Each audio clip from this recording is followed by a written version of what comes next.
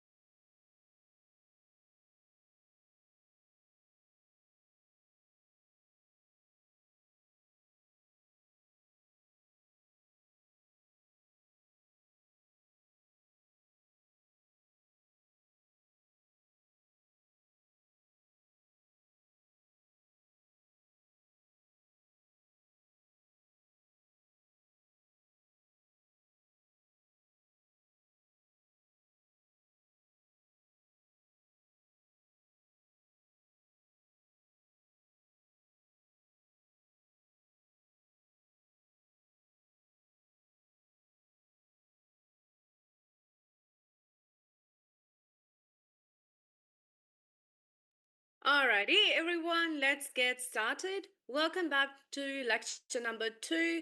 We're going to be talking about brands existing in the minds of our most important stakeholder, that is our customer. We're going to be discussing the brand resonance pyramid model in detail today. As I mentioned last week, we're going to be looking at brand asset valuation as well, and just looking at another alternative way of thinking about the relationship between the brands and customers. So those are the lecture themes today: brand resonance pyramid model, brand asset valuator method, and consumer psychology of brands. Now, If you want to switch on your cameras, if it helps you with your concentration, I would highly recommend that. If not, it is absolutely fine with me as well. However, I do want you guys to be interactive in this session. If you have any questions, and if you think it's a simple question, I'll figure it out. You don't have to figure it out later. You can just ask me in the class, okay?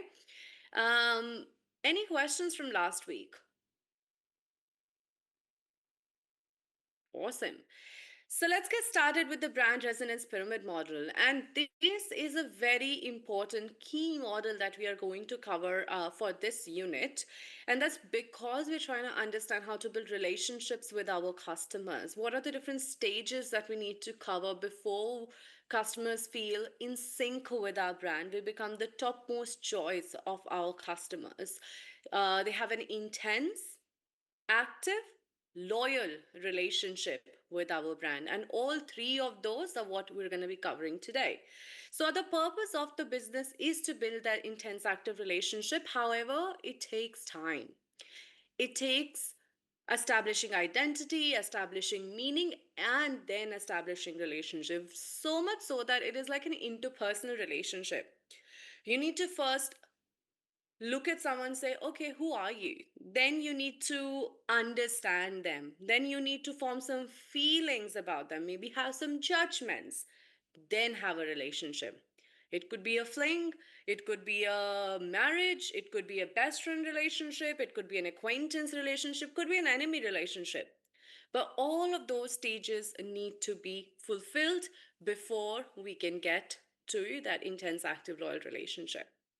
And that knowledge that consumers gain through those stages is called customer based brand equity, because that brand knowledge influences the way consumers respond to the marketing of the brand. And that is if they are going to be purchasing it again, do they have a favorable evaluation with it? Are they going to be engaging in the community? Very small things like even subscribing to your newsletter or attending an event that your organization has organized. So, customer based brand equity is differential effect the brand knowledge has on consumer response. And you compare that with either a fictitious brand or a competitor brand in the product category. And then you realize the differential impact. The stages I was talking about are going to be salience, who are you, deep, broad brand awareness. And we'll look at each of those words. What does deep mean? What does broad means? Brand awareness. Meaning, what are you? What are points of parity? What are points of differences? What are some rational performance meaning making and emotional performance meaning making? We're going to be looking at rational responses, that's your judgment, and emotional feelings generated based on those meaning created. And then finally we're going to be looking at the resonance. Now if you go look at the left hand side of the pyramid, that's a rational route to creating that relationship. If you look at the right hand side of the pyramid, it is an emotional route to building that relationship. And it's not to say that there are no crossover effects. That is, performance can't influence feelings or imagery can't influence judgment. Absolutely possible. Those crossover effects happen. The idea is to understand that though there are these stages and they must be fulfilled, brands have duality. Fulfilling these stages will give your brand richness to build that ultimate relationship. However, it takes time, okay? It's not something that can be achieved in a very short period of time. Just looking at those stages, I'm sure you can perceive that. So, how the brand is bought and seen is brand resonance pyramid model. Next week, if I ask you guys about brand resonance pyramid model, make sure that you know what it is. Make sure you make notes today. If you have any questions, ask me those questions. So, how the brand is bought and seen. Salience or awareness. You might come across these words if you're working in the industry. Or let's look at brand salience. And if you've never used that word before, you'd be like, hang on, what does salience really mean? Salience is if there's a product category like sports shoes, how quickly do you remember Nike? If there is a category of athletic clothes or gym wear clothes, How quickly do you think of Nike? Broad brand awareness. Do I need to give you the brand name as a cue? I need to say it has got a tick mark. That's called brand recognition. That some cue needs to be given about the brand before you recognize it. But if I say sports shoes that are nice and comfortable, and you say Nike, that is brand recall level. So there are multiple stages to those brand awareness as well, and there are multiple stages to the deep and broad brand awareness. How quickly and in how many situations does your brand come to consumers' mind? So that's the first stage. Then comes meaning. Is it a good quality brand? What are the price? What is the price of this brand? There's emotional meaning making. Who uses this brand? Is there any heritage? In what usage situation? Responses, credibility, trustworthiness. Do I consider you in my set of purchases? And are you superior in what you're delivering? Or it could be response about how it makes the customers feel. Does it make you feel warm? Does it make you feel secure? Does it make you feel excited? Or it makes you feel like you've gotten a social approval from people around you. And then comes your behavioral loyalty. And behavioral loyalty is how many times continuously are you purchasing that product. Every time I reach out for the same product. But it could be because that's the only product available near me. Attitudinal attachment makes sure that that behavioral loyalty has some meaning to it, that there is a favorable evaluation of the brand in consumers' mind, that they're not just purchasing it out of necessity, it is because they are personally attached to that brand. Sense of community, and we'll look at examples for these as well. Sense of community. Am I happy to engage with the people who use this brand, like Apple loyal customers? And I'm happy to expend my time and resources to engage with that brand. Is your active engagement, which is the top most level of relationship loyalty that you can get. And for a lot of brands, remember, loyalty in this day and age remains an aspiration. It is that difficult to get to. So always strive for loyalty, because then that means at least you will get to somewhere with your customers, have some sort of strong relationship with your customer. So let's look at each of those stages. We'll take a little break after 45 minutes. Well, we can take it after 35 minutes instead of 45 minutes, okay? So we will cover a few stages up until then. Brand salience. Achieving the right brand identity means brand salience with customer, because if I don't know you, I can't make any meaning about you. It measures the various aspects of awareness of the brand, how easily and how often the brand is evoked in various situations or circumstances. So if you're creating your own business, for example, let's say you have a retail clothing business. You can think about, is my retail clothing business only servicing customers who are looking for workwear? Or is it also casual wear? Or is it also lounge wear? Or is it also active wear? In how many different situations can my brand come to customers' mind, and how easily? That depends on brand awareness. So, brand awareness refers to customers' ability to recall as in needs can be given as a cue, category can be given as a cue, and customers think about the brand. Recognize the brand. Recognition is when you give the brand as a cue, and then customers recognize it under different conditions to link the brand, name, logo, symbol, and so forth to a certain association in our memory. And now I hope you can link this to your first session where we looked at all these name, logo, symbol as brand elements that form the brand identity, that form what branding is. To a certain association, remember McDonald's mental map. The stronger the association, the more favorable the association, and the more unique the associations are, it's going to be more beneficial for your brand. So they have to be strong, favorable, unique associations, all of them in that order. Because they can be strong but unfavorable. Unfavorable and then unique doesn't sit right. So they have to be strong, favorable, unique brand associations about brand attributes, benefits, or imagery. It's the whole thing we talked about in first session. So breadth of awareness measures the range of purchases and usage situations. Depth is how likely it is for the brand to come to mind and with the ease with which it does so. So looking at Tropicana, over to you guys because I want you to tell me whatever is in top of your mind. You don't have to Google. Top of mind as in whatever comes to your mind when you see Tropicana and you see a drop comes from the fruit. What brand is that? What does that really mean to you? And when would you consume this? So, if you guys can quickly tell me the where, when, how easily, and how often of Tropicana, then I will have another discussion about it because it can help you understand that first stage that is salience. So, do you recognize it? You can put your responses in the chat or you can unmute yourself. Do you recognize it? What does it really mean to you? And when would you consume this? Yeah, I recognize this, Asia. Yes, Hockley. Yeah, So you do recognize it, and does it have a top of mind awareness for you? So what does it really mean to you, this brand? it kind of I kind of associate it with like I don't know middle school or something. I haven't had it in a long time. It's very In- sweet.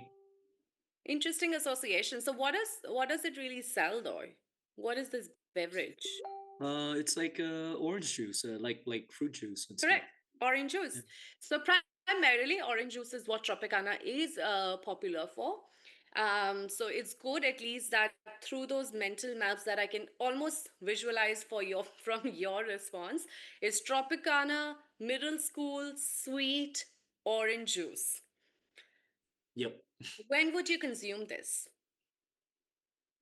In middle school. In middle school, but let's say if you want to consume orange juice, what would be the right situation for you to consume this in? Mm, oh, not sure. Yeah, yeah. Yeah, you For can. me personally, I wouldn't. Yeah, I don't. You wouldn't. Yeah, yeah. Just fruit juice is no go for me.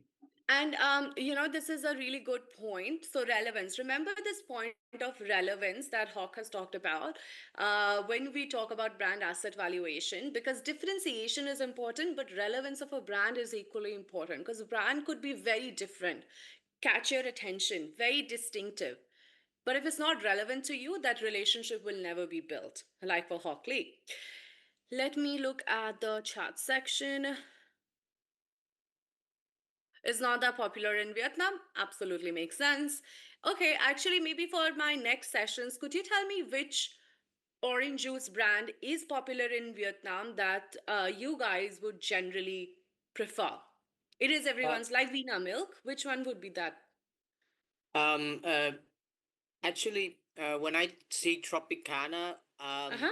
even like in Vietnam, like in the comments, I see people say it's not popular in Mm-hmm. Vietnam, and I get it because in Vietnam, when they introduce Tropicana to Vietnamese people, they don't show it as Tropicana. They think of it as Twister. They call it Twister, and Ah. Twister is actually it's. I'm not saying it's very popular, but it's a bit popular. Uh huh. And so when I see Tropicana, if you're Vietnamese and you don't know much about like foreign brands, so you don't really think much about it. But if Mm-hmm. you do a bit, then yeah, Tropicana is Twister. Right. Twister is a kind of drink, and it means to me, it for me, it's childhood because as a kid, at first primary school, I drink this a lot Mm-hmm. as a kid, Mm-hmm.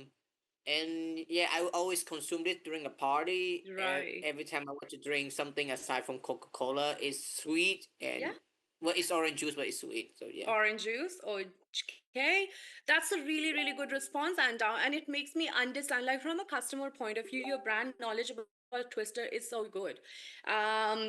By berries.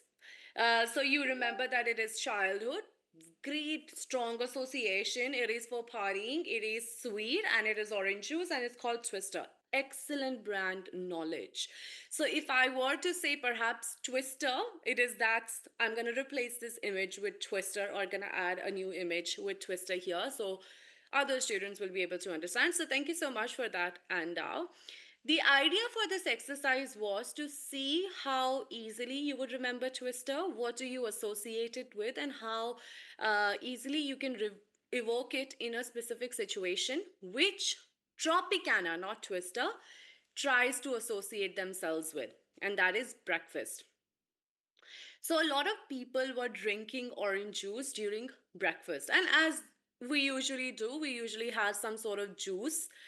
Now consumer perception has changed, I should say, and then we stay away from sweet drinks, but back in the days, at least until 10 years ago, I didn't realize that impact of such fruit juices on my health. So until then, Tropicana was associated with breakfast and orange juice. What they tried to do was they tried to create more usage situations. So if you were at a party, as Andau said, you have Tropicana's orange juice. If you were going for a picnic, you would take Tropicana orange juice. If you were just really thirsty and you were looking for a beverage, you would think of Tropicana juice. If it's really hot outside, you're going to the beach, you would think of Tropicana orange juice. And that is the broad brand awareness that Tropicana tried to create for themselves. KitKat tried to do the same thing because it says, okay, why should people only or consumers only consume KitKat as a dessert, as a chocolate to only have occasionally? Why don't we associate Kit Kat with a break and black coffee? So when you are in that usage situation, you're having black coffee and you're taking your break, if this advertisement has been repeated enough, has been stored in your memory, you want to immediately reach for Kit Kat. That's what happens with broad brand awareness, multiple usage situations. So you're taking a break, having black coffee, have a Kit Kat with it. I'll give you another example. I was in the shopping center, and this is, these Kit Kat examples and Tropicana might be a little bit old for you, but for Coca Cola, very relevant. Everyone has a Coke, right? In the shopping center, on that digital billboard, I saw Coca Cola associated with a pizza, with a burger, with a Subway, with a salad. Multiple usage situation to say it pairs well with all of them. So, regardless of whatever food you're having, have a Coke with it. Broad brand awareness. You want to have a beverage? Have a Coke. You want to have a dessert? Have a Kit Kat. You want to have a juice? Have Tropicana. Deep brand awareness. So I hope that makes sense for you, because consumers knowledge is stored hierarchically in their mind, and this little map, although this can be modified a lot more, it shows that when consumers are thinking of beverages, they're sort of very quickly in their mind, it doesn't take a lot of time, very quickly in their mind they're thinking about, do I want to have water or I want to have a flavored drink? Depending on the day, do I have alcoholic, non-alcoholic? Do I want to have wine, distilled spirits, or beer, or do I want to have milk, juices, hot beverage, and soft drinks? Now, when they think of juice, Tropicana should come to mind. Soft drink, Coke should come to mind. Hot beverage, coffee should come to mind. Milk, A2 milk might come to their mind. Now, similarly, you can see how wine can be distinguished between white wine, red wine, sparkling wine, beer can be a stout. Multiple different categories can be created further into this hierarchy. The idea is to understand that we need a sufficient mind share for our product. So, our product is evoked at the right time and in the right places. Make sense, everyone? We need to have top of mind, sufficient mind share, but it must be done at the right time and the right places. Because why should soup be only had at dinner? Why can't you use it as a dressing? And that is what Campbell soup is here. Broad brand awareness. Don't just have soup before your dinner, have it in your dinner as a dressing. We'll make it easy for you by giving you a foolproof, family proven taste recipe.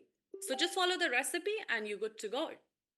Make it easy for customers to imitate. Make it easy for them to use your product in different usage situations. Very good example of a very old ad of Coca-Cola that whose this iteration, this ads iteration, I still see multiple times in multiple different media channels. Similarly for Pepsi. Does the brand salience stage make sense?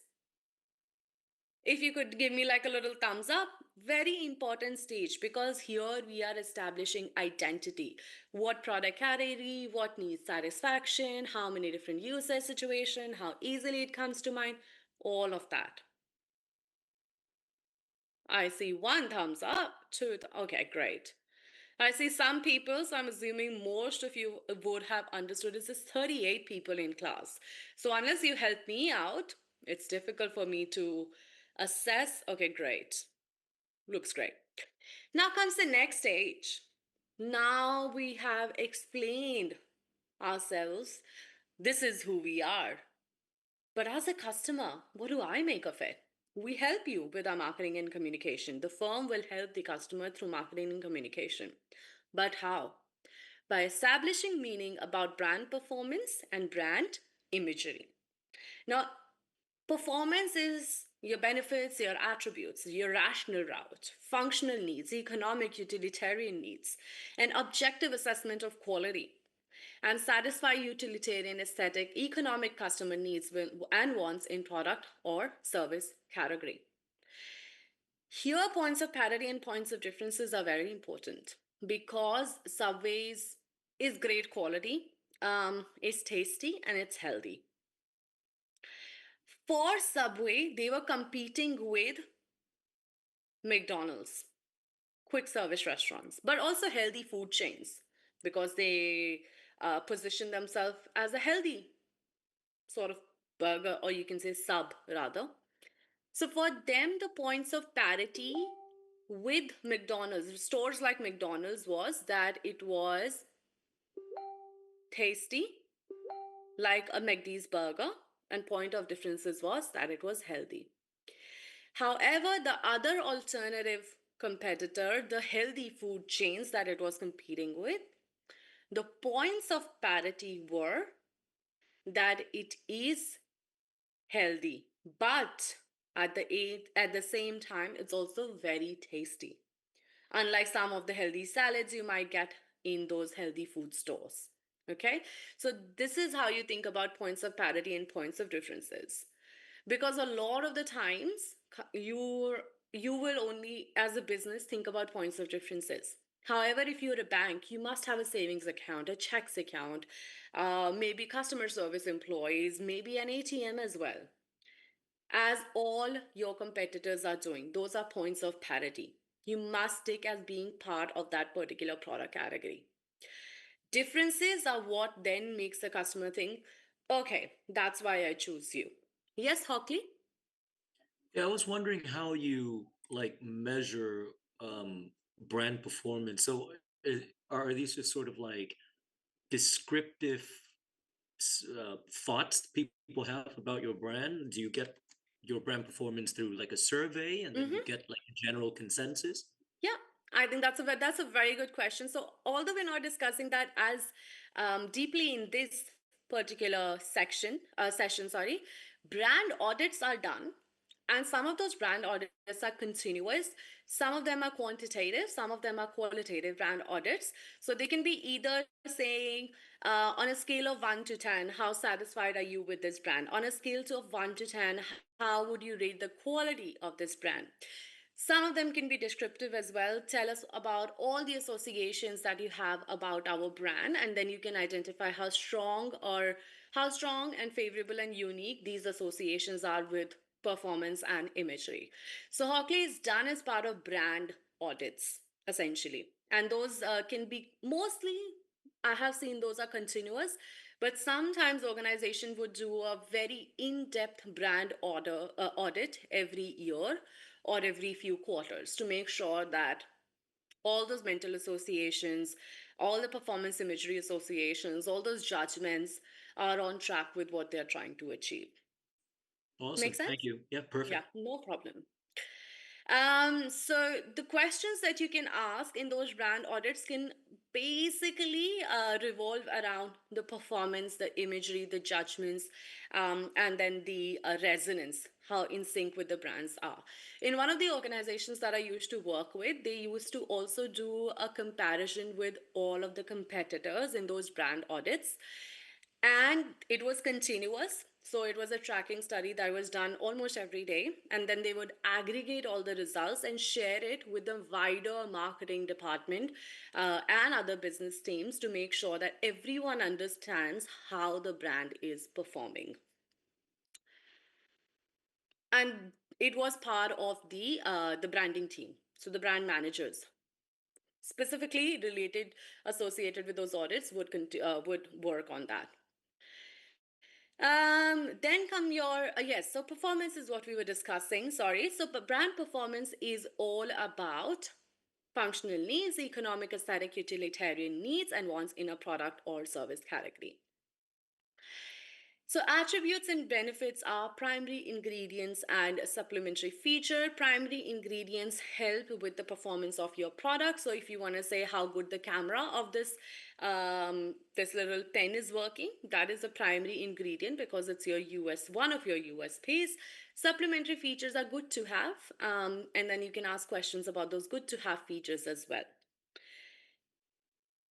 Stain detector, for example, it's good to have some of the other features that Tide can do, but it must remove all those different stains, whether that's, as you can say, ink stains here, urine stains here, oil stains out of clothes, all of those stains.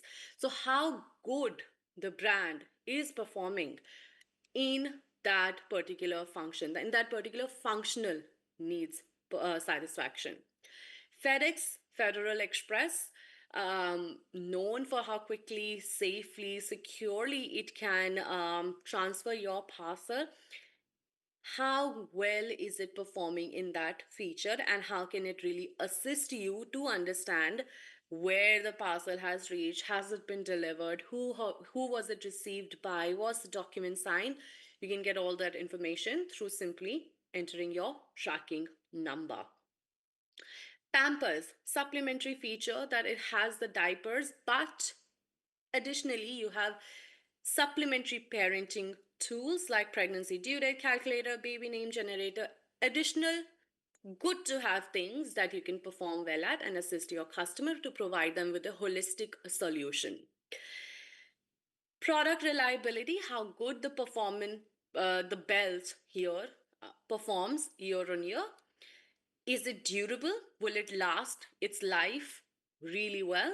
And if you have any problems with it, can you go to the customer service center and would they service your problem well, satisfactorily? How quickly would they do it? How effectively would they do it? And do they have the empathy towards you? Do they really understand why you have having this issue? What are your needs and what are your wants? And really working in your interest, and that service effectiveness, efficiency and empathy. Because you can buy the best product, but if you don't trust the organization to service your pain points, then that might be a detractor for you. Like Avis says here, we understand that for us to be number one, we need to listen to our customers. Because if we don't, we will always stay number two. So if you read this little subtext here, that is what the Avis little ad is saying. It's saying, we know which side our bread is buttered on. So we care about our customers. That is what it's trying to establish here. And what through that, it is establishing meaning about brand performance, specifically service effectiveness, empathy, and efficiency. Style and design, even though people would use it interchangeably, style and design meaning would be design is that for this car to work well, it must have this four-wheel drive. That's the design. It helps with the functionality. Whereas style would be a silver color, a black color, any additional features that you can add to it that adds to the appeal, the further appeal of the particular product. So you need to create meanings about the design as well as any additional style. So if you buy your car, if you've recently bought a car, or if you have any knowledge about the cars, you would know that cars come with a lot of on the top features that you can add to the particular model to make it more appealing, to make it suit your needs and wants. And then finally comes price, and price is something that must not be ignored. One, it is directly relevant to how much money financially your organization is going to make, right? Second, it helps, that product hierarchy that we looked at, it helps customers very hierarchically organize different products to say this is high end, this is affordable, this is cheap, this is inexpensive. IKEA, for example, here they say democratization of design of furniture, because all the furniture that you get in IKEA is quite affordable. You do get some expensive furniture, but there's mostly affordable. So they've positioned themselves on the basis of that price or the affordability. A lot of times, customers also use price as a shortcut to make decision making. For example, if you guys were to choose, okay, this is a question for the whole class. If you were to choose between a lawyer that charges $120 per hour versus a lawyer who would charge $60 an hour, with every other knowledge being constant, just based on the price, which lawyer would you go for? $120 one or the $60 one?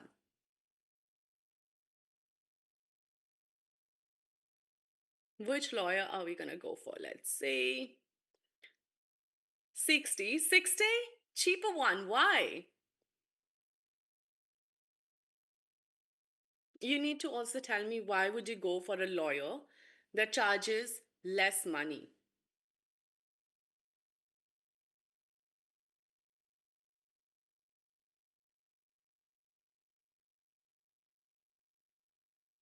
I did not say the quality is similar though. I said everything else constant. We don't know anything else, just based on the price. We are going to choose a lawyer just based on price. We know nothing else.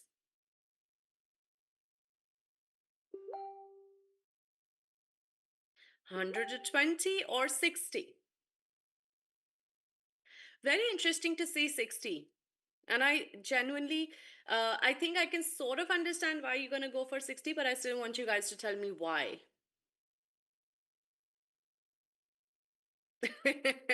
Okay. Kind of have to look into like their previous cases and stuff like that first. It's like there's more to vetting a lawyer than like looking at the hourly rates for me. It's like Mm-hmm. a serious deal. Yeah, very Yeah. good.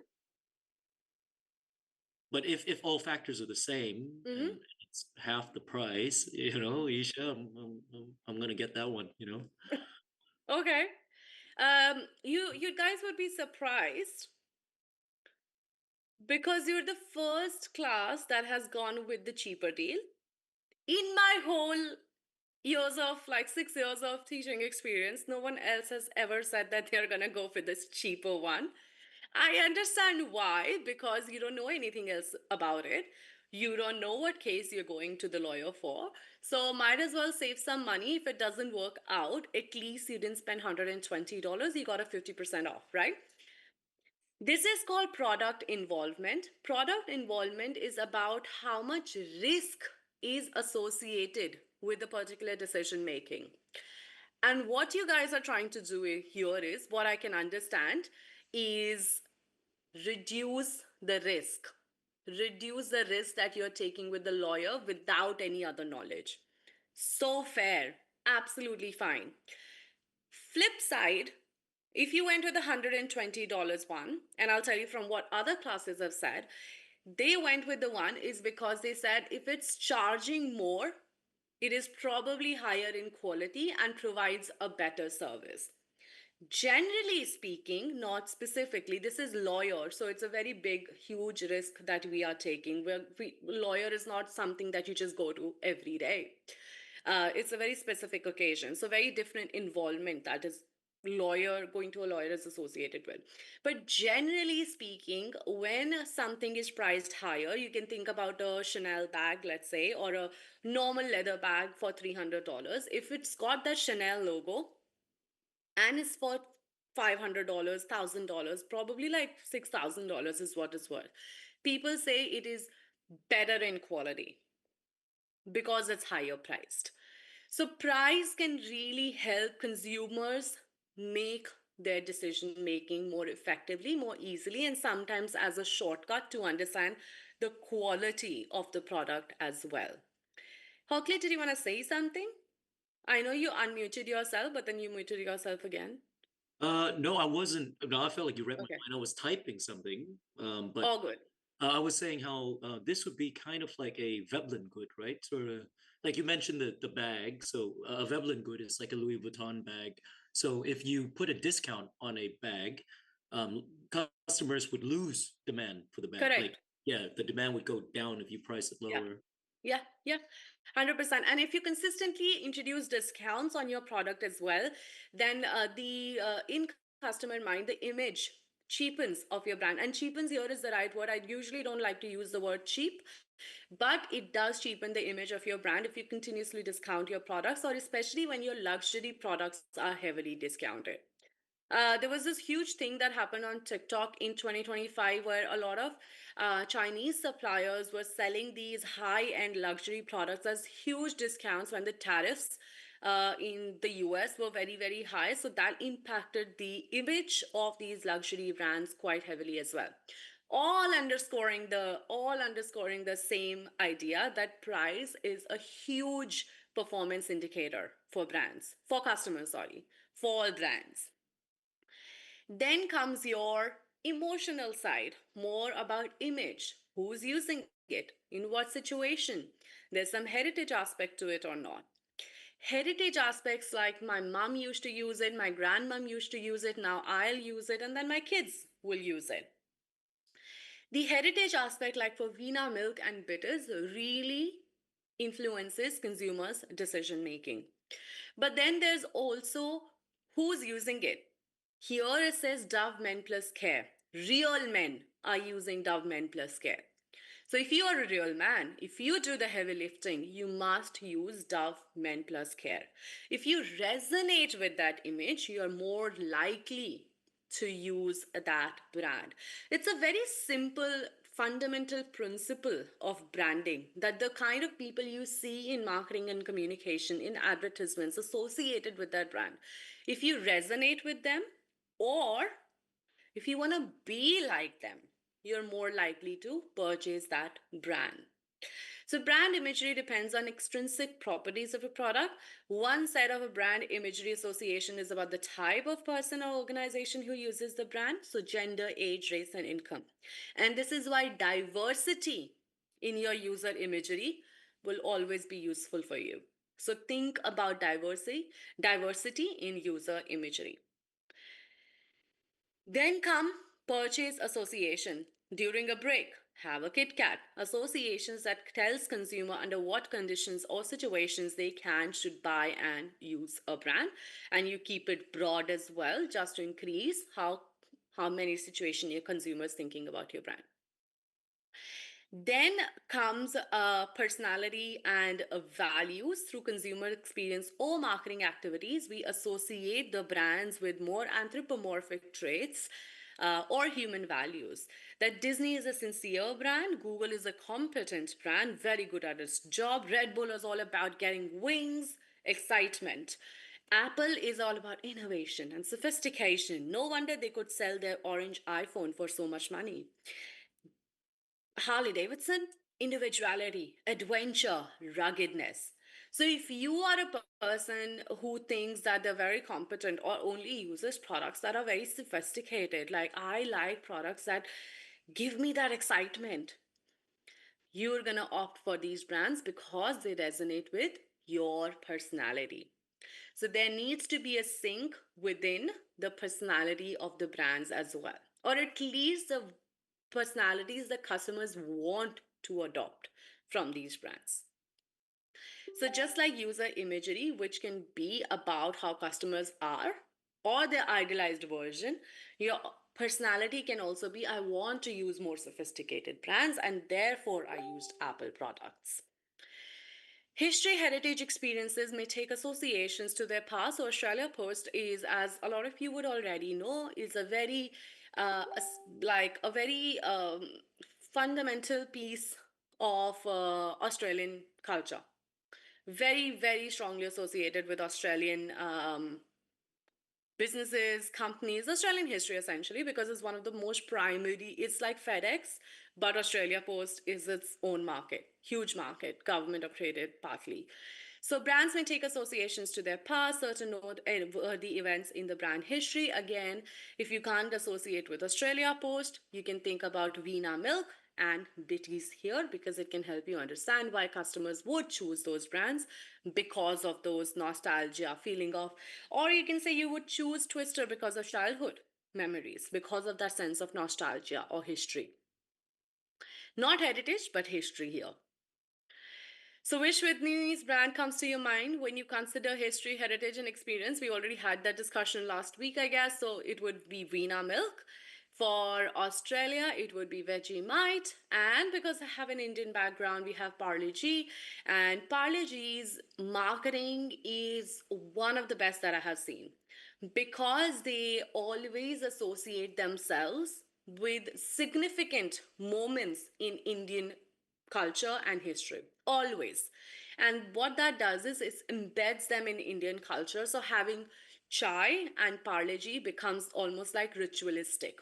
You won't even think of any other biscuit. You would always reach out for Parle G because of that sense of nostalgia, because of the memories it is associated with. Of course, this takes time though, okay? It doesn't just happen. Heritage is built over time. It doesn't happen in 2 months, in 2 years, or 3 years. It takes years of work before a brand really gains that heritage value. I think at this stage, we can take a quick 5-minute break, and then we can go to brand judgment and feelings. Does anyone have any questions? Okay, so let's do this. Let's take a quick 5-minute break. So whatever is your time, add 5 minutes to it. So it's 6:18 here in Australia. At 6:23, we are gonna be back.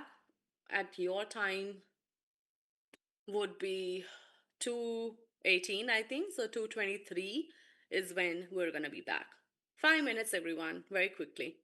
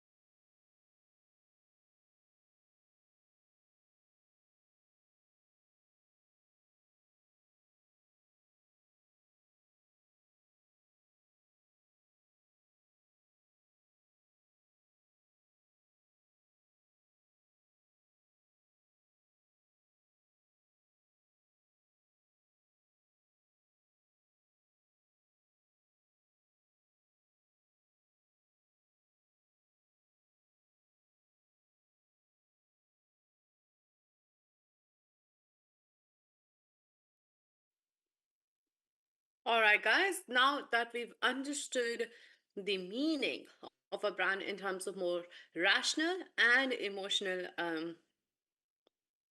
judgments, we're going to be looking at actually judgment based on those rational attributes, benefits, and imagery evaluations. Remember that there is a crossover effect as well, and one can influence another. So, judgment is about personal opinions about and evaluations of a brand a quality. Are you a good quality brand? Are you superior in what you're doing? Are you unique in what you're doing? Can I trust you? Do you really care about my interest? And then, do I consider in you in my set of purchases or not? So, customers' personal opinions and evaluations. This is important because obviously it influences your bottom line, and it influences whether customers are going to be engaging in that strong relationship with your brand or not. So, brand judgments about the company can be defined by expertise. So, how good is Federal Express in doing its job that it is promising its customers? Trustworthiness is, do they really care about customer interest, and are they likable or not? That brand personality can really help you increase the likability of your brand as well, especially if it resonates with the personality of your customers, or at least either an idealized version or mirrors the personality of your customers. So, your trustworthiness would be keeping customer interest in mind, likability would be liking the brand essentially, and expertise is how good you are in doing the job that you're promising us to. So FedEx is through that one image establishes the meaning about their performance, and you can make a judgment about how good they are in transferring the parcel side from one window to another. It is that quick, it is that secure, it is that easy, and you can trust them that they care about your interest as well. But because it's got this like humor appeal, which is an advertising appeal in this particular advertisement as well, there's also good likability. Like, I like that they're being fun with their brand. I like this brand because they're being more creative with how those continents are like two windows, essentially. And transferring the parcel from one continent to another continent is that quick. So they being fun, they're using metaphors. It's a bit funny, so humor appeal as well. So perceived trustworthiness, likability, and expertise, all of them take here. All good and favorable. Lego, if you want to entertain your child, make them build Lego. It is almost like the child is being hugged and sitting in the lap of a rock star doing it. So that's how engaged and that's how fun it's going to be for the child. Unless the customers brand consideration is important, but let me come to superiority as well, because you can have strong favorable associations, but the brand needs to be also not like any other brand. It needs to be superior in what it does. Only then can you say, right, but this is why I prefer this brand. That point of difference comes in. So, brand superiority measures extent to which customers view the brand as unique and better than other brands. I'm buying a Patek Philippe because it's not just a watch. It is something that holds value, and I'm transferring it. Sorry, I'm holding it only for the next generation. I'm merely looking after it. It's got that um inheritance value to it. That's why we are buying Patek Philippe. It's about tradition. You could buy a Rolex, but that's how Patek Philippe is trying to differentiate themselves and create a positioning in consumers' mind. If you resonate with that, if that is something of value to you as a customer, you give it a serious consideration to purchase. And how highly you regard the brand or Rolex and your Patek Philippe is of little importance if you're not going to give it a consideration. I love Gucci, I love Chanel, I love Prada, I love a Ferrari. I what else can I say? All the luxury goods, Louis Vuitton in that particular ad. But if it's not relevant to me and if I'm not going to give it consideration, Nothing of that is of use. So, consideration must be given by the customers. And when we see relevance and differentiation, you'll see for a lot of high involvement or niche product, they have high relevance with a specific set of customers and very moderate relevance for the larger market. So you must, and in the third section, in the third lecture, we're going to be talking about positioning for a specific set of customers. We'll see how you can't be everything for everyone. There can't be a one size fits all approach. So you must know your customers and then create brand consideration in their mind to be successful. It depends on the extent of it. Strong and favorable brand associations about favorable, strong, and unique brand association can be created in your consumer's mind, not the whole market, your consumer's mind. And your consumer's mind, how did we explain that to our customers? By showing user imagery, by showing purchase and user imagery, usage imagery. That is how we're creating meaning about who is it really for. When should you really use this? Now comes feelings. It's great, great quality, and I'm going to consider it, and it's unique. But how does it make me feel? Because human are not just rational, they're also emotional. And a lot of our rational decision making is underlined by emotion. So, emotional branding is significant when you're trying to create that relationship. So, you need to evoke some feelings in your customers. So, your customer needs to react emotionally, at least at some level, to your brand. Not saying they are going to say, I love it, but at least you can evoke feelings of fun and warmth in your consumer's mind. And we'll see how some of the brands do that. So, brand feelings relate to the social currency evoked by the brand. Feelings can be experiential and immediate, increasing in level of intensity, or they can be more private, more enduring, more inward in nature, increasing in level of gravity. Six type of feelings can be associated with brands. The first one is warmth. How is a gingerbread hot chocolate coffee is going gingerbread hot chocolate going to make you feel during Christmas? Warm. It's going to make you feel like you are calm. There's peacefulness associated with it. There's some sentimental value associated with it, or it makes you feel affectionate. Warmth can be created in consumers' mind, in their heart. You can associate your product with fun. You think about that child in the rockstar hand.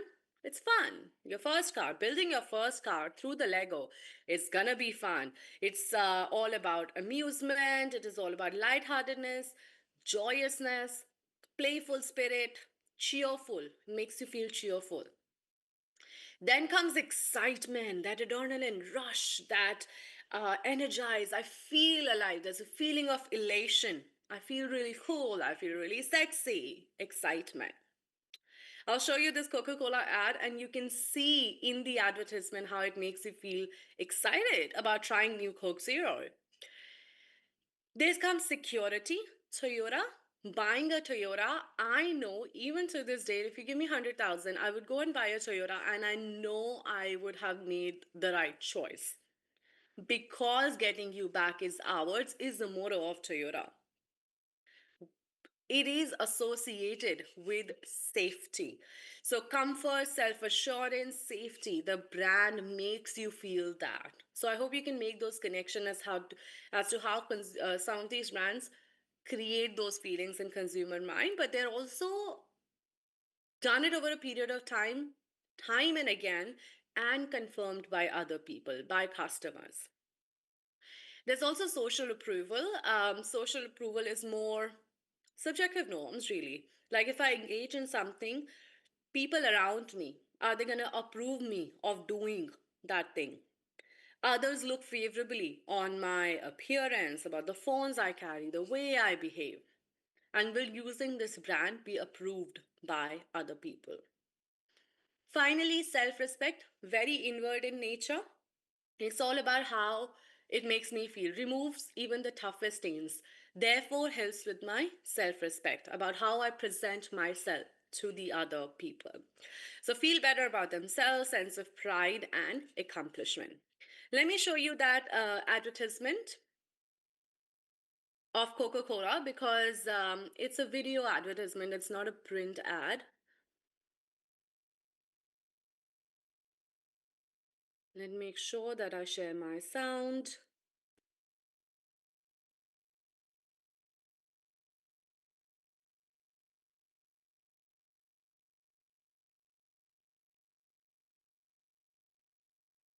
I think, yep.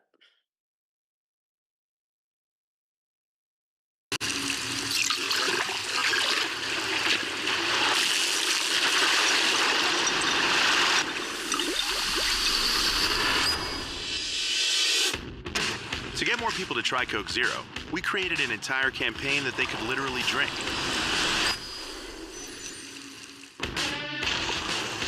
First, we built a billboard that served real Coke Zero to thousands of fans. Then, we poured Coke Zero to people all over the country. Your TV is about to pour you a Coke Zero. This is a drinkable commercial. We partnered with Shazam and created a new way of using their technology. Shazam now to drink it. By Shazamming the spot, the Coke Zero from the screen was poured right into people's phones, whether they were at home, at a concert, or among 80,000 people at the NCAA final game. Every interaction ended with a free Coke Zero that could be redeemed at major retail stores across the U.S.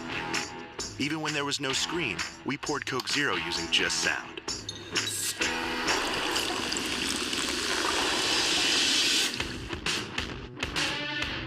From ads that became cups,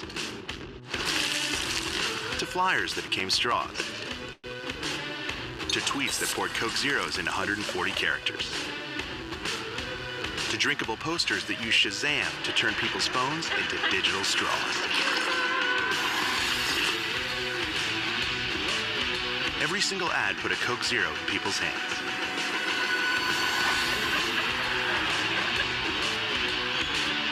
So next time you're thirsty, drink an ad. So you can see how through that, I hope you were able to see the ad clearly. It was not laggy. Let me put the link to the ad in the chat section as well. So if it was not as good quality, then you can watch it. It was a bit lagging. Okay, so you can watch it in here. I've shared the link with you all. Very, very good ad and such a great example of how you can evoke those kind of feeling in consumers' mind. If you see on the right hand side, you can find multiple examples of other advertisements as well. And in and around yourself, this is why I want you guys to be very aware of your surroundings. In and around yourself, you'll always be able to see brands trying to evoke these feelings in a consumer's mind through different ways. And that can give you a lot of knowledge about how your brand can create those feeling in consumers' mind.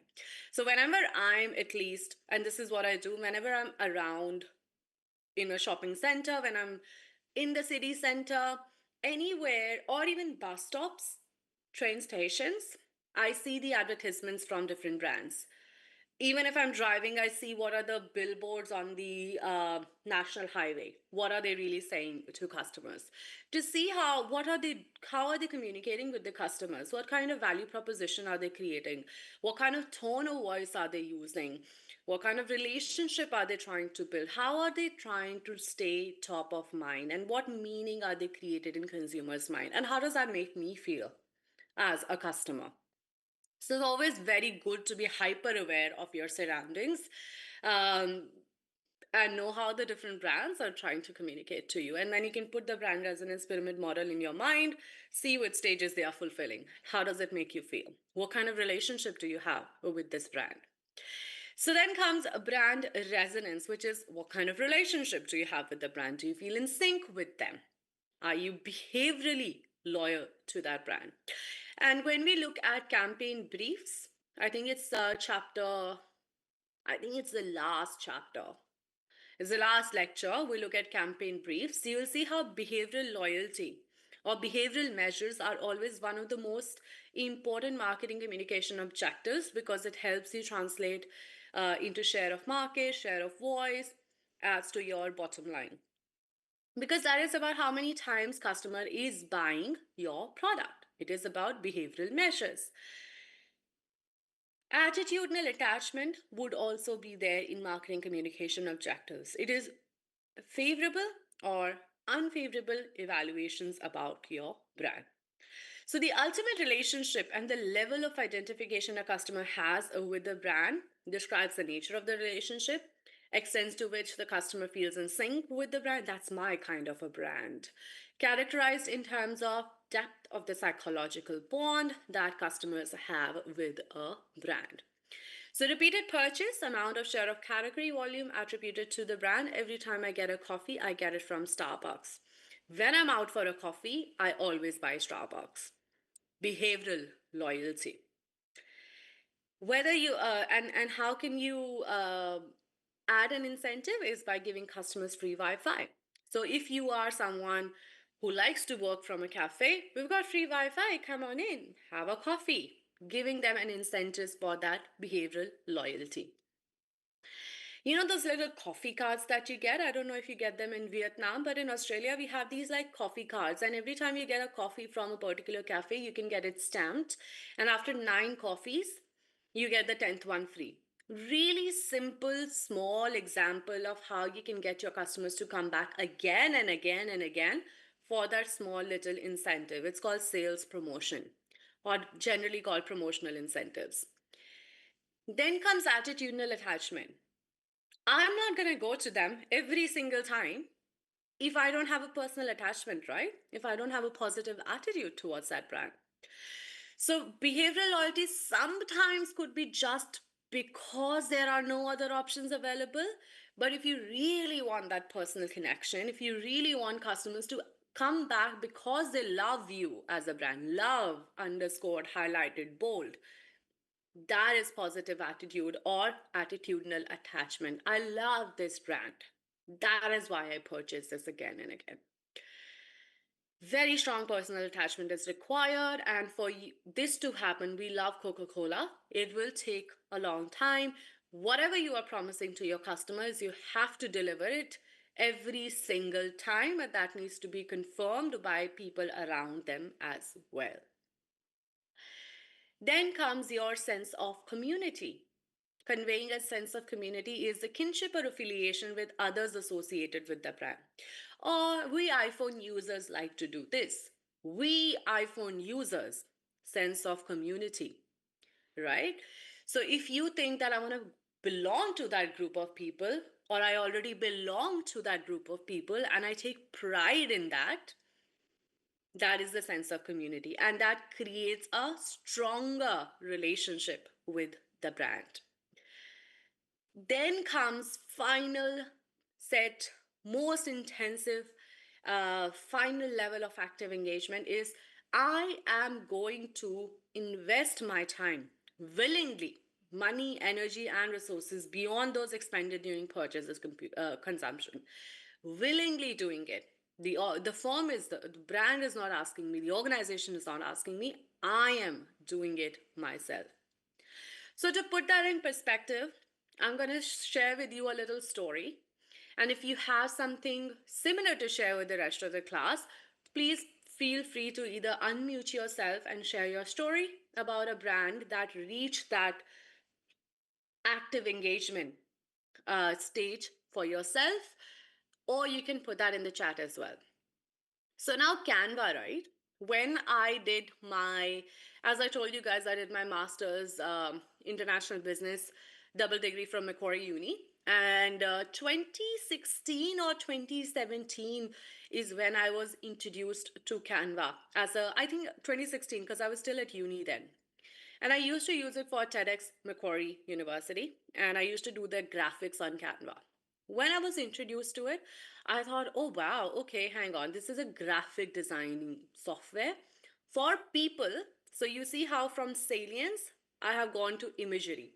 For people who don't use Adobe, Illustrator, or Photoshop. So it is for people who just want to design simple graphics for social media. For that was my purpose back then, for social media or for even posters and brochure. For people like me. So resonated with me. I figured there was some deep awareness, graphic designing, Canva, user imagery, people like me who are amateurs in graphic designing. Once I started using it, I formed some feelings. Great quality. If I had any issues, it could be serviced very effectively. It was superior in what it was doing because there no other software could help me design such beautiful graphics at that time, in that year, in those few years at uni and out of uni.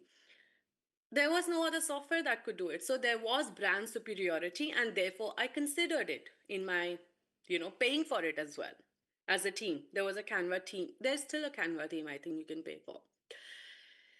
Then I felt really good. It helped with my self respect. And I thought, okay, I'm getting social approval from people around me because they're liking these designs. That's great.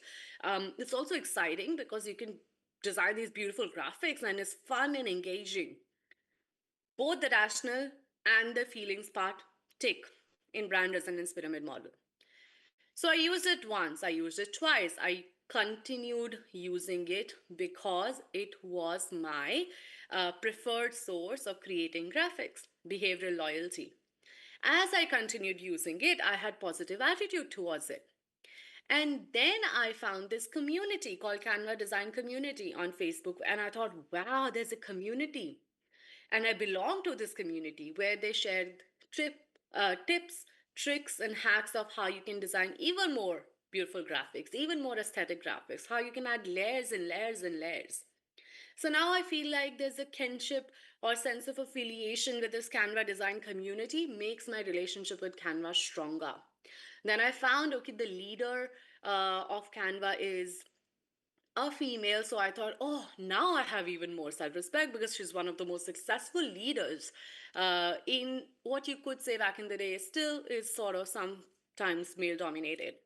Generally speaking, all businesses. So I've had even more even more respect for the leader, more sense of community, more stronger attachment to the fact that I tell in my jobs after uni, I told everyone about Canva. I said everyone should use Canva. It's the best software out there. I spread word of mouth. If you tell me to do like a presentation on Canva, trust me, I can do it. That's how much I love Canva. It wasn't that popular then. It's very popular now. It's got AI integrations. I keep up to date with all the new features that they have. I follow them on LinkedIn, obviously, and see what are the new things they're doing. I see TikTok tutorials on it. Like I see, keep myself updated. I'm willing to invest time, energy, and money beyond those expended during purchase or consumption. So that is how Canva reached, I feel in sync, that pyramid model, the top part, how much I feel in sync with this particular company. And when I first came across brand resonance pyramid model, I thought, oh my God, Canva ticks every single box.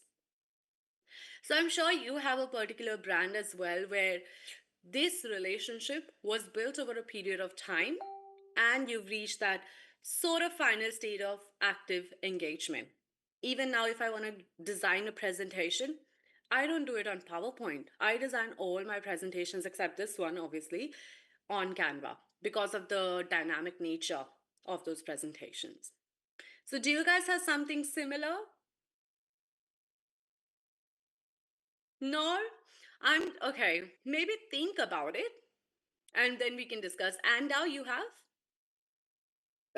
Yes, it's a coffee shop chain that it used to be here, but now it's no longer. But like back in when I was in university, I want to find a coffee chain to study, and Mm-hmm. when I was driving around, I found this coffee shop Yeah. called Cafe Amazon. Mm-hmm. It's actually a coffee chain from Thailand, and I heard and at that time I heard about it from my sister. They say their Thai milk tea is very good. So I remember I come in there and I bought the drinks, and I remember it was really good. Hmm. And and aside from the drink, I see the interior vibe is, it has some kind of like, it helped me focus to work. And I remember I did a lot of work that day. Yeah. And since then I went there a lot. Yeah. And but before it closed, I haven't got a chance to go much. And of course, I when I found out it closed, it was really sad because I Oh. didn't get the last chance to go. But Yeah. yes, it was. I really loved that coffee shop change, and I went to different location from of it. And yeah, I will always remember. Oh, that is so sweet. I wish they didn't close down, because I'm sure there must be other people like you that they had a huge loyal customer base. And see, that's how you came to know about it from a different source. That is your sister. You had some sort of salience that you had some performance evaluations, and then formed some feelings, and then you continuously kept using the coffee chain until I guess until you graduated. So yeah, that's how brand create these intense, active, loyal relationships with customers. And then once you've created this intense, active relationship, of course, the idea is also to continue sustaining that relationship and continue delighting your customer. Because a lot of times people forget that points of differences can become points of parity, especially as competition increases, as technology advances, as customers' needs and wants evolve. So you always have to continue delighting your customers by introducing something new, modifying something, having new flavors, let's say for milk tea.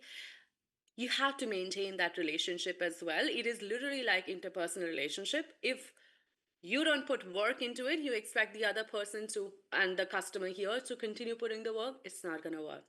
It is a two-way field.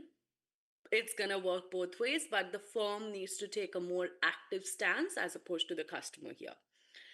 So hopefully it helped understand you the brand resonance a pyramid model. It helps managers, marketing managers, and brand managers understand that it is ultimately customers who own the brand. So don't take shortcuts with it. Don't try to jump to performance meaning. First, create enough brand awareness, then go to performance meaning, then go to feelings and judgments, then go to that loyalty relationship. Brands must have duality, so not all customers are just rational or emotional. Most of the customers are always both. So you must look at both the roots of building that intense, active, loyal relationship as opposed to just rational or emotional. Brands should have a richness, so you must think about not just about quality, let's say, or just about price. Think about other factors that can enhance the customer experience. This model will give you an important focus and a very good strategic direction as to where you are at and where you should be working towards. What was missed? What corrective actions should be taken? And ultimately, it is customer network. So let's say Andau introduced the coffee chain to his friends, right? Customer network is going to strengthen the brand resonance. There's a sense of community that is being built around it then. If all of that made sense, and if you could understand or resonated with Ann Dow's and my story about brand resonance pyramid model in one statement without using ChatGPT, even if you think you're not using the right words, totally fine with me. Write a statement that summarizes brand resonance pyramid model in your own words. One statement. Let's give it 5 minutes and then we're going to discuss the rest of the topics. Very quickly, 5 minutes. It must be 2:52, I think. So 2:57. I'm going to look at your responses.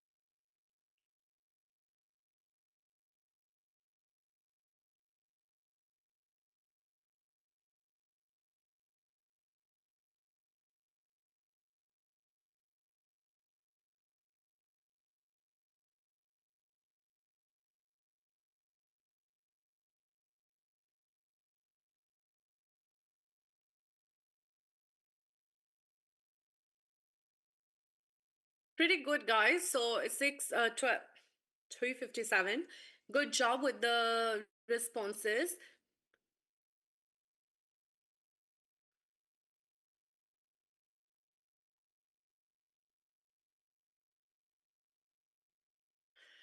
And it's not about just how consumers see a brand, it is about how they engage with them using both rationality and emotions. Very good, Tran Hannat May, when you say how brands build and maintain lasting relationship with customers by turning awareness to positive responses and strong loyalty. Very good response for brand resonance pyramid model. Well done.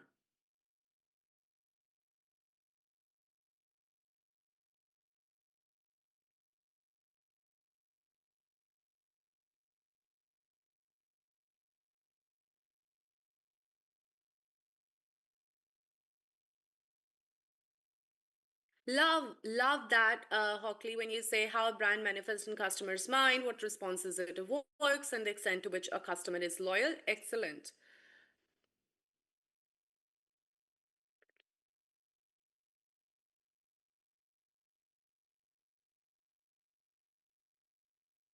And we're not just like, Tao to Thi Nyok.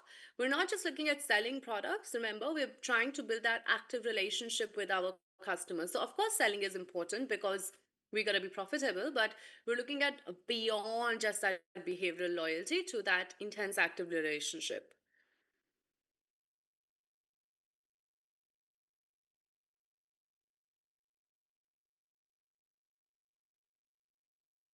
Very good, Manwin. How brands move from awareness to deep customer loyalty and engagement. Excellent work, guys. So, as long as you remember those little um, questions here, these questions can always help you understand brand resonance pyramid model and remember it. Who are you? What are you? What about you? And what about you and me?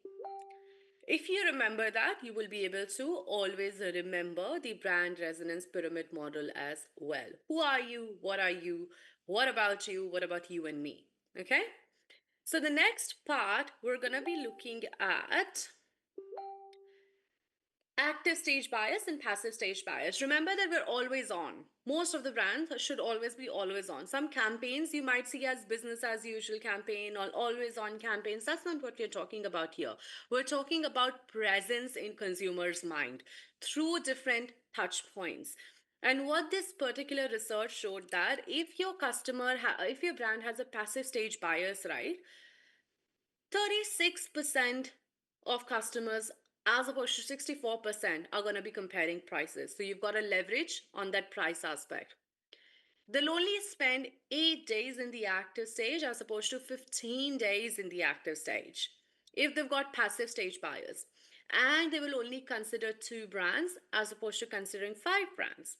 And what passive stage bias means is that when I am going to purchase a product, your brand's name is already in my mind.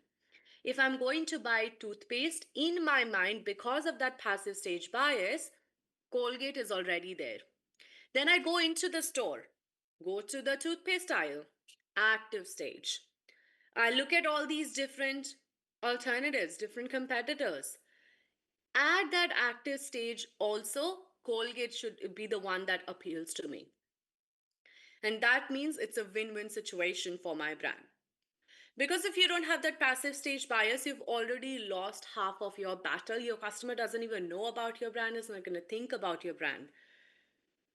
Passive stage bias considers only 2 brands. Active stage bias, 5 brands. Weak passive stage bias, 5 brands. So you've already lost the battle. A lot of organization place too much importance in the active stage. Forgetting that passive stage bias leads to a win-win situation. Then comes triggers that do both passive stage and active stage advertisements and marketing communications, but also associate your brand with triggers. I need a bag. Which bag do I buy? Do I buy a Coach bag? I need toothpaste. Which toothpaste do I buy? Colgate. It's running out. I need to buy Colgate.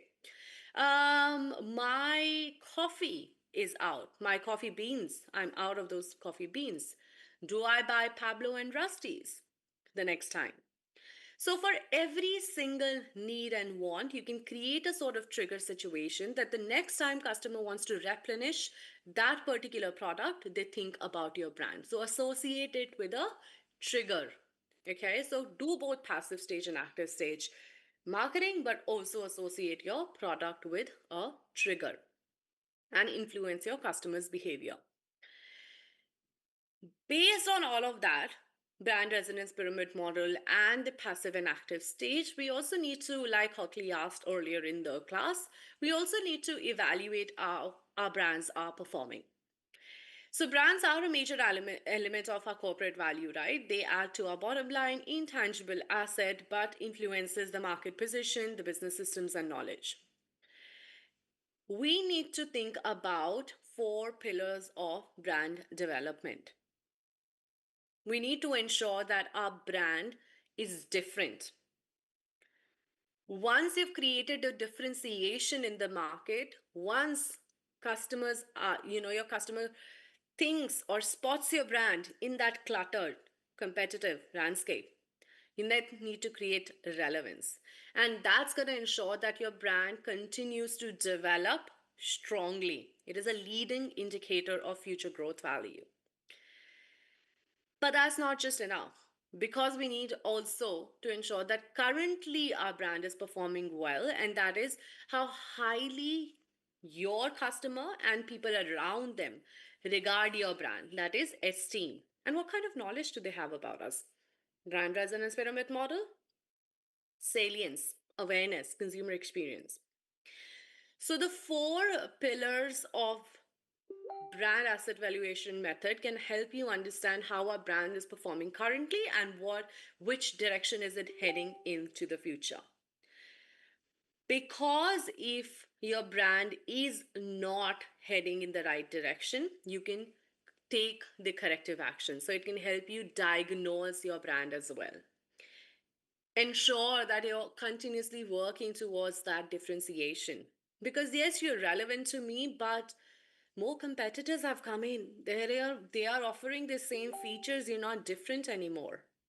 You are just, maybe because of price, I'm purchasing your brand.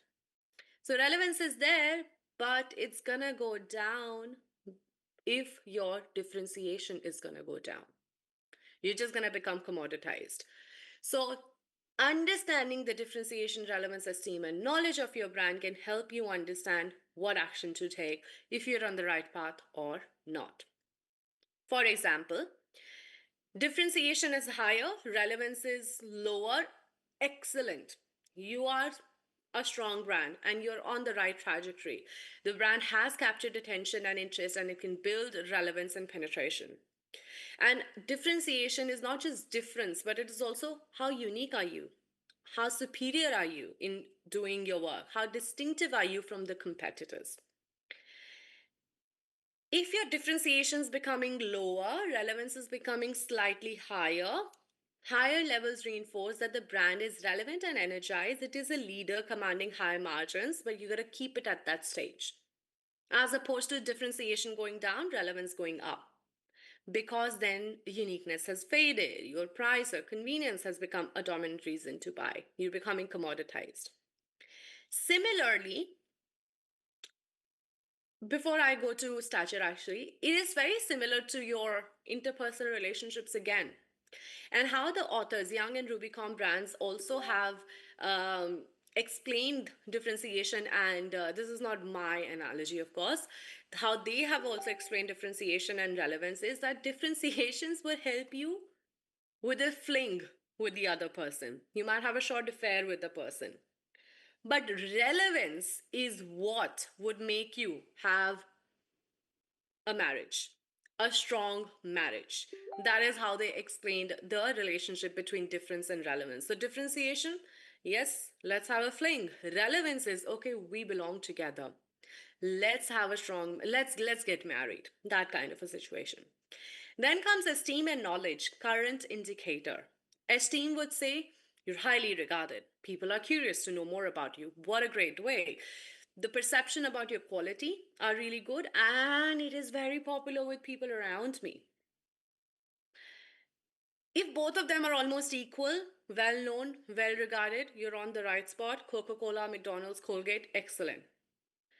But if your esteem goes down, that is, your perceptions about quality and your popularity goes down, and people know too much about your brand, then too much knowledge is always detrimental and you're going down, right? Your brand stature is going down. So you need to take corrections to make sure the brand is still highly regarded by your customers and the people around them. And that is how understanding these differentiation, relevance, esteem, and knowledge can help you diagnose your brands and ensure you're growing strongly in the right direction. In your chapter, in the book, I think it's chapter 2 or chapter 3, there is a whole survey given as an example of the kind of questions you can ask from your customers based on each stage of that brand resonance pyramid model to gauge this relevance, to gauge the customer knowledge, and then, of course, to take corrective action. So I'm pretty sure it's chapter 2 or chapter 3. You can see it in your book. And it is a great exercise to go through all those questions and understand how that brand audit can be done. Okay. Very quickly, so Samsung and Sharp, you can see that for Samsung, differentiation is slightly lower. All the other indicators are doing really good, and therefore it is a leader in the market as opposed to Sharp. Like half of the people I'm sure in the class would not even know what Sharp is all about, right? And therefore it is not on that leader board. More, I think Sharp would be a little bit more B2B as well. So it's slightly different markets, but Louis Vuitton and Michael Kors probably more relatable. Louis Vuitton, you know why Louis Vuitton is in the commodity or eroded market? Anyone wants to take a guess?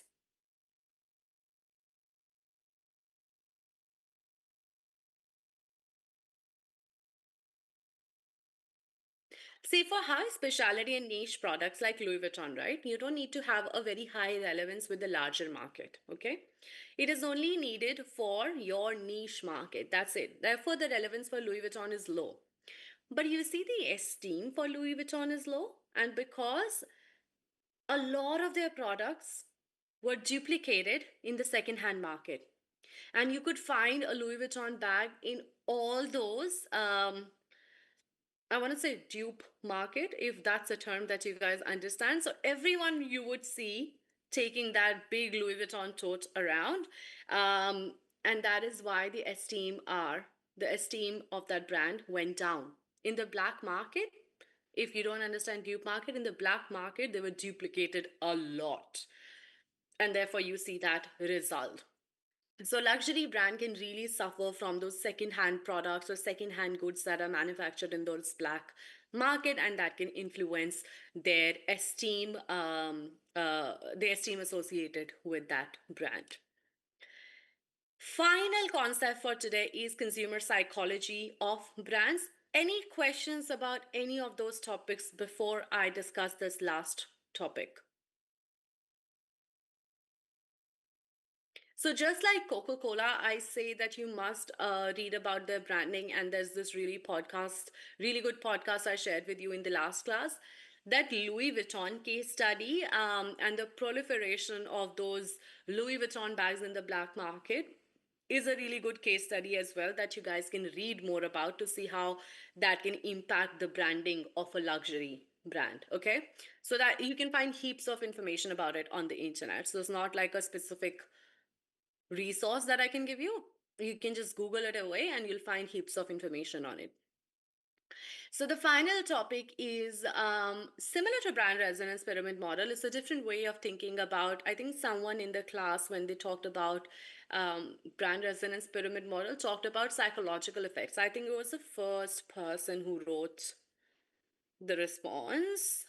Andau. So Andau talked about psychological effects, and this is what this particular author, Schmidt, also says. They say that customers engage in a relationship starting from the object centered, that is brand centered engagement, to me and the brand engagement to me, others, and the brand engagement. And it goes from the brand to me and the brand and to others and the brand. And this is about the psychology of that relationship, how it starts from identifying to experiencing to integrating to signifying to connecting. That first we need to understand which category does the brand belong to, engage in this sort of relationship on a multi-sensory level. Multiple senses are involved. Maybe you hear about it, but when you consume the product, all your five senses are involved in that experience. You create a brand concept. It's a cool brand. I like this brand. It's a quality brand. It fulfills my XYZ functional needs really well. You use it as an informational clue. In comparison to Pepsi, Coca Cola is not as sweet, or it is more fun. It is associated with happiness. You use it as an information cue, and then develop some sort of evaluation or attitude, positive, unfavorable, favorable evaluation of the product.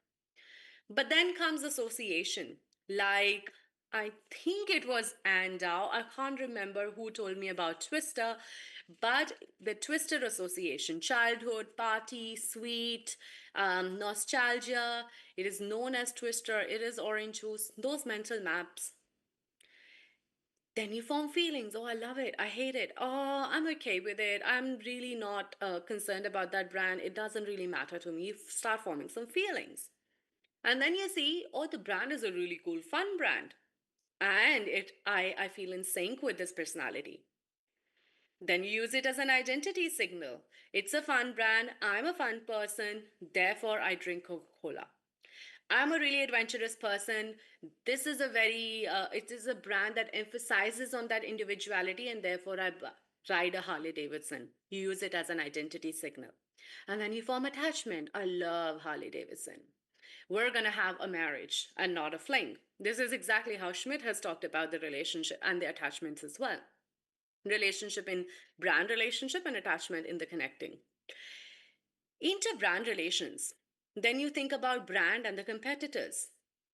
Then you think about, do I go in and participate in all the events associated with the brand and all the things that are happening with the brand? What about brand and my relationship and others' relationship with it? Cultural symbol is what we are talking about here. Veena milk is what we are talking about here. Not just you and me, but me, others, and Veena milk. Heritage, nostalgia, cultural symbolism, brand symbolism. Then comes community and how it is integrating in the whole community. So just to go over those definition, identify mean consumer identifies the brand in this category, forms associations and compares relationship between the brands. It then experiences the brand, which refers to the sensory affective participatory experiences that consumer has with the brand. It then integrates all of that information into an overall brand concept, personality, and relationship. This is where those marriage, acquaintance, brother and sister, enemy relationship comes in. Then it uses as an informational cue, identity signal, and a cultural symbol. And finally connects with the brand, that is develop attitudes, become personally attached to it, or connects with the brand in the brand community. And this is how consumers form relationship with the brand. So apart from looking at brand resonance pyramid model, of course, other authors have come with different ways of explaining those relationships. One of them is this one. But brand resonance, I feel like, is the most simplistic, structured way of giving a strategic direction as to how you can go on and have that active loyal relationship. Because the psychology of brand talks about the same sort of concepts, they overlap as well, and it is not that all of them are going to happen exactly in this order, is what Schmidt says. These can happen the other way around, and there can be more stages into it as well, but generally speaking, this is how customers develop these relationship with the brands. Very scientific, I guess, very theoretical it seems, but if you're hyper aware of your surroundings, if you see the way brands are trying to communicate with you, create their positioning in your mind, you will see how all of those concepts are actually used, how all of those concepts are embedded in those touch points. And that's it for today. It gives us about 13 more minutes. If you guys have any questions, we can discuss them. Now, if you thought something was very insightful, something was very new to you, we can discuss that now as well. If there is nothing else, I will see you guys in lecture number 3. And thank you so much for joining in. Question time, I guess.